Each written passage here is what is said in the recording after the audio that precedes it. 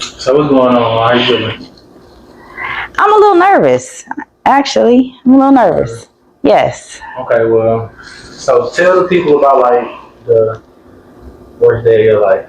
Like, The tell them worst how day of like it my started life. off. The worst day of my life. By the way, you guys, I have my bonus son. This was my son Dominic's best friend, and he is now my son. But he's here today to kind of help me talk about the worst day of my life. I can smile now, talking about it. October 8th, 2015. I was at work, and I had spoke to my son the day before, and he had a moped. So I had texted him that morning asking if he had gotten his helmet for his moped, and he said yes. And I looked at it, which is odd, I was like, well, she said yes. And then I said, okay. Then I said, you good? And he said yes. Now, normally we always say I love you, and I don't know why I didn't, nor did he. And I felt like it was something lingering, but I couldn't really figure it out. And that was the last communication that I had with him. Sometime during the day, I received a phone call from my ex-mother-in-law at the time. She called me and she said, hey, can you meet me over at Granny's house? And that was my ex-husband's grandmother. And I said, which is odd. I mean, this is a work day. And I was like, for her to ask me that, I said, okay, something must be wrong. My thought process was something is wrong with Granny, or something is wrong with my ex-husband. That's what I thought. I went and told my boss at my job, like, my mother-in-law just reached out to me and said that she needed me to come to my grandmother's house, and I don't know what's wrong, but it's not like for her to, reach out to me to say anything like that. So I was just like, okay. So they said, go ahead and go. So I got in the car and I'm just driving, trying to think, what in the world? What is wrong? Like, why they couldn't just tell me over the phone? But I'm hoping, okay, I hope she's okay, grandma's okay, granny's okay. I hope my ex-husband is okay. Like, something must be wrong. So when I pull up to the house, I see my ex-father-in-law sitting on the porch, just sitting there. And I was just like, well, if something wrong with Granny or his son, he look a little fine. So I don't know, but I'm just, hey, how you doing? He was like, hey, I'm fine. How are you? And I'm like, I'm good. But nobody else was there at the time. So I go inside the house and I'm just kind of just waiting for my mother-in-law to get there. And the way that I'm positioned, the way that I'm sitting in my mind, I was like sitting in like the little den area, and I hear my mother-in-law come in the door, and she's kind of behind me, and she comes around and she just holds me and she says, she always calls my son Dominic. His name is Dominic, but she always calls him Dominic. And she said, Dominic died. And I remember I was like, what? And she was holding me so tight. And I'm up here trying to like understand. And she said it again. If you've ever had a moment where you feel like your body is not connected with your mind and your heart is someplace completely different, none of what she said made sense to me. It felt like I was completely displaced. I couldn't really, there was no grasping. I couldn't understand what she said. And I remember falling to the floor. I remember that, but I couldn't, the cry or the scream that came out, it still felt disconnected to my emotions because it didn't make sense to me. There's just no possible way what she just said to me could be true.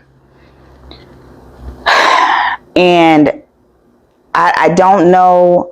There's a lot of moments that were kind of like blurred where I can't really remember everything. But I do remember she was there trying to comfort me. And my only thought was, if this is true, what about my son Aiden, which was his brother? He was 11 at the time. And I'm thinking I'm supposed to be picking up Aiden because he was supposed to go to some soccer event that day. And I couldn't think.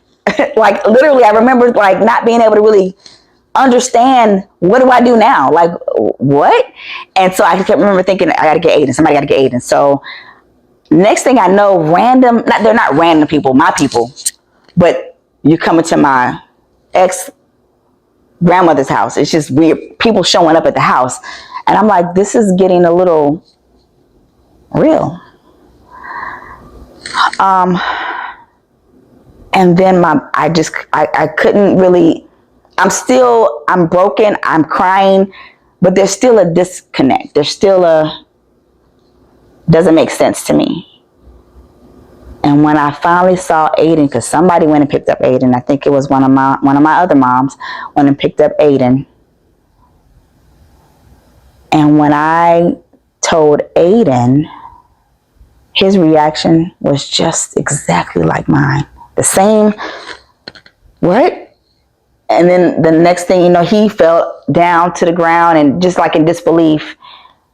And I'm like, this is really happening to me. Like,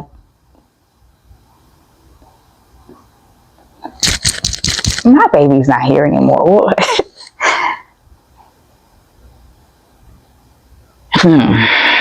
I think I was just mainly in shock. And when it finally kind of like the shock turned into reality was when my son was living in Virginia. I live in the Atlanta area. And my mom lives in the Virginia area. I hadn't talked to my mom yet. Somebody else was talking to her on the phone, and I just could not bring myself to talk to her. Because I felt like if I had spoke to her, it would be for real, if that makes any sense. But she asked someone to ask me, can you please tell Tanisha that they need to know what to do with his organs? That was probably one of the most, what kind of conversation are we having here? Are you really asking me what to do with, that's when I knew. And that's when the anger, I just remember like, how do I even answer that question? Why are you even asking me that question? You do know that like I just found out like is he really gone? But so he must be really gone because you're asking me this crazy question, and I got to figure out how to answer this question. So I got to figure out how to be selfless right now. And I didn't even know how to make that decision myself. And I don't know if this was right or wrong, but I felt like I needed help answering that question. And I asked his brother.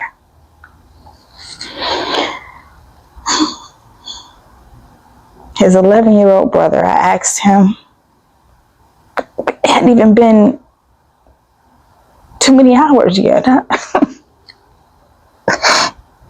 I asked Aiden, trying the best way I know how to relay that question to him.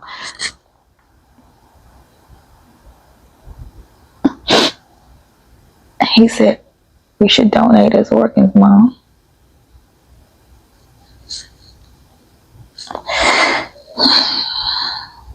I said, you're right. You're right. I still hadn't talked to my mom yet. But they relayed that information. And now I know it's real. This has really happened.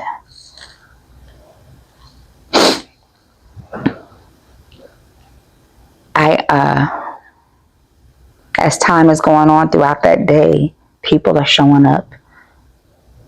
My best friend, my boyfriend, my friend, just people just showing up. And I am like, I just felt like I just didn't belong. I remember my cousin ended up showing up, and she took me in the bathroom and she was like, Tanisha, you got to talk to your mom. And I just said, I can't. And I was just so broken. I was crying like that girl cry, devastating cry. And I couldn't talk to my mom because I just knew that if I talked to her, that would seal the deal for me. Like I would know then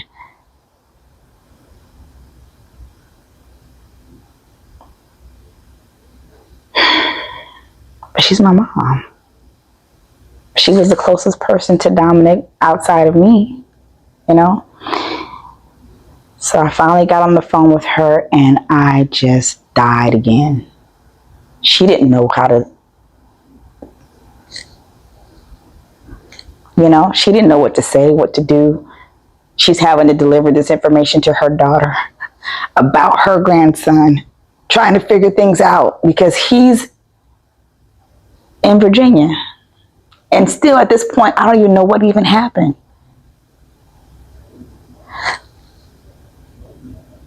What was finally relayed to me, because remember I talked to him earlier that morning through text. The last thing he said to me is, I'm good. And so apparently he woke up that morning. He was with his girlfriend and her son, and her best friend was there too. The girlfriend got up and went to work. Dominic got up, but he wasn't feeling good. I believe he called out of work because he didn't feel good and went to lay back down. Jordan, his girlfriend's son, who's my grandbaby, not by blood, but he's still mine. He found Dominic. He's 3 years old. And he's just saying, Daddy, Daddy, Daddy. Her best friend was in the other room asleep. And she heard him. And she's like, Dominic should be gone to work. So she was the person that ended up calling and relaying the news. But his baby had to be the one to find him deceased.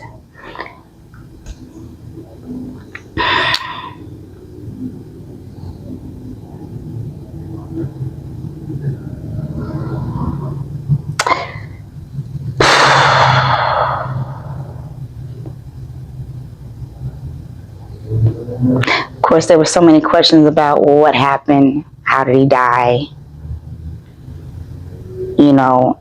and right off the bat, there would look to be no foul play. My son had gotten hit by a car about a year prior to and started having seizures after that.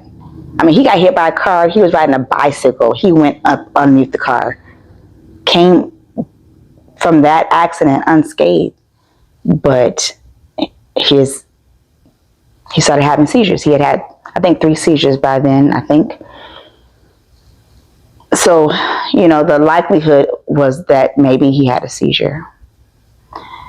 And I remember constantly reaching out to the medical examiner, trying to find out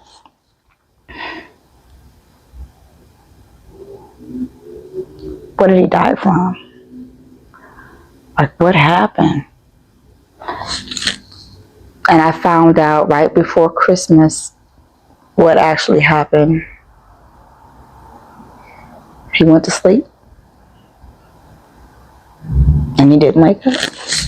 The medical examiner called me and told me that my son was perfectly healthy and that it could have been a possible seizure, but you can't really determine that after the person has passed on. But there was no reason. And it was like twofold, because there's one part where you're like, thank God he didn't suffer, but then there's another part that's like, what? So you mean there's no reason? None of it made sense to me. None of it made sense to me. But then I go back to thinking about the day after and having to wake up on October 9th and realize this was not a dream. This really did happen. I couldn't even figure out how this life is going to even go on for me. I couldn't even. It didn't make sense. It didn't even think like I didn't even see it happening. I didn't see it happening. I remember feeling like a zombie, just going through the motions.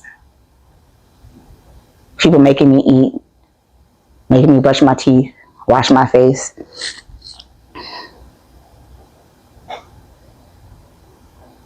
I kept forgetting about my other kid that I had, him telling me, Mom, I'm still here. He was devastated, I'm devastated, and I don't even know how to. We got to have a funeral. I got to go pick out a casket.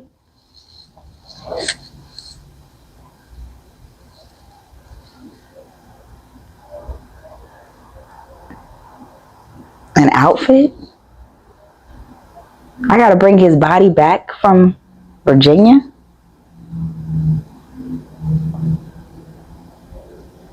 I've talked to a lot of parents, and they need to see their baby. I need to see my baby. I need to touch him and all of that.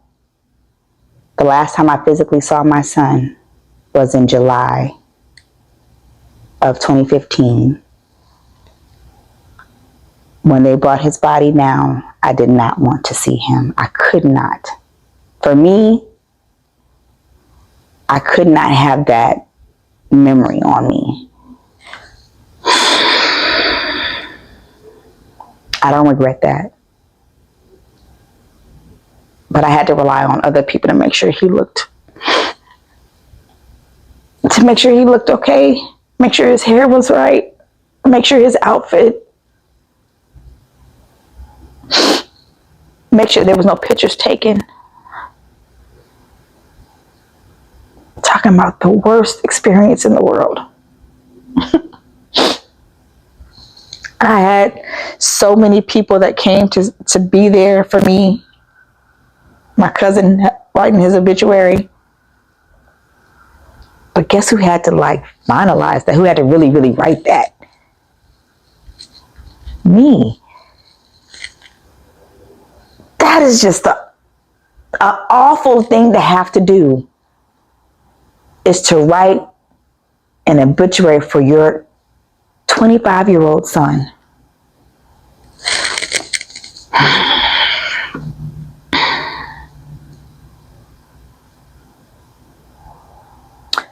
So yeah, October 8th was the worst day of my life. And I wouldn't wish it on anyone to ever have to experience anything like that. That was just one day. Now I had to figure out how to survive the rest of the days. Now I want to share that, in other segments. And I've probably forgotten some pieces because, like I said in my intro, this is not going to be scripted. This is just, I might come back in another segment and say, oh, I forgot to tell you guys this part. It's a brutal feeling. It's a devastating feeling. It's a heartbreaking feeling. But I'm still here. And I want to share this, and I hope to connect with somebody to know that they're not alone. And 9.5 years later, it's doable. You are able. And you are loved, and I'm here. Thank you so much for listening. And I'll be back with another segment to share with you guys. And we'll see what we can get into, because the whole goal is to support community resources. How do we cope with losing a child? Thank you for listening.